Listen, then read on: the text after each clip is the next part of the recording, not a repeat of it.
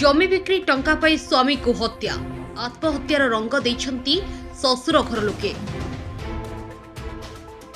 नवजात शिशुपुत्र धरी जिलापालक मिलित जन अभियोग शुणानी रे न्याय भिक्षा कले स्त्री।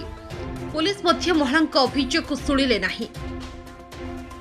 न्याय न पाइले थाना परिसर रे धारणा रे बसिबे बोली चेतावनी देइछंती महिला।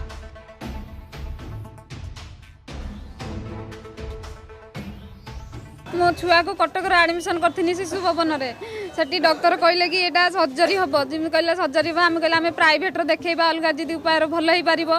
सेति पई घर को आस्तिले सेति पई घर को आसनदिले ताकू फोन करी तांको घर लोक कहिथिले कि हमर एरम जमी बिक्री हबो आ तू आसे जमी बाबदर कथा बोली आलोचना करबा आ टंका भाग हबो ये करबा एमिति कहिथिले ताकू से कहले ना इखिनिया जमी बाड़ी बाबदर किछि कुओनी छुआटा भल होई जाऊ मु 4-5 दिन पर गने से विषय ये हबा जमी बाड़ी भाग करबा ये करबा कहले एमिति से जोटू आसिला घर को आसिकी पैसा नब बोली कहला जुगाड़ करके मु पैसा आने आम प्राइवेट रो देखैबा प्राइवेट रो देखे बोली आसिला शुक्रवार दिन संज बेले आसिला घर को आसिला जमी तांकर एटी कौन है कौन नहीं से मत से फोन कर कहला गला सब घेणे मेणे पकाउछंती कली झगड़ा लगाउछंती मारिबे कहउछंती मैं तमे तांका सागर पाटी तुंड किछि करबोनी तो पळी आसीबो हम पळी आसीबो टंका नेकी जुगाड़ करके आना हम छुआटा भल हो जाऊ तापर आम जा करबा ताकू मारी देकी टंका नागी ताकू टंका जेमि मागी जे ताकू मारी के टांगी देचंती कहउछंती से आत्महत्या करछि मो पुओ हेछि बोली मो स्वामी गुटे हैंडीकैप्ड लोक सारे से मो पुओ हेछि बोली एते खुशी जे एते खुशी से आइदिला कहला मैं प्राइवेट रो देखि कि भल करबा जा भी हे जा मो पुओटे हेछि दाबी करी कौन मो स्वामी के मारी टांगी देचंती मते भी मते फोन करू नांती कि नै नांती मो स्वामी डेड बॉडी की पुडी देचंती काली संज बेले मु न्याय चाहूची से माने हत्याकारी की दंड दिया जाऊ हत्या कौन पाई करले हत्या से कदा भी इनकार करा जाऊ।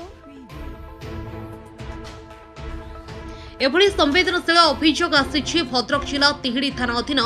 बिलणा पंचायतर अंडराई गाँव गुनेन्द्र मल्लिक झील प्रतिमा मल्लिक ठारू। प्रतिमा मल्लिक साबरंग थाना अधीन केदारपुर पंचायतर बालीपिली गाँव तपन मल्लिक को विवाह करथिले। स्वामी को हत्या करिथिबा दोषी मानक विरोध में कठोर दंडविधान दाबी सह मुख्यमंत्री रिलीफ फंडरू आर्थिक सहायता पाई जिलापालक निकट में अनुरोध करिसेंती। जिलापालक हस्तक्षेप पर हत्या अभियोग थाना मृत स्वामी पिता समेत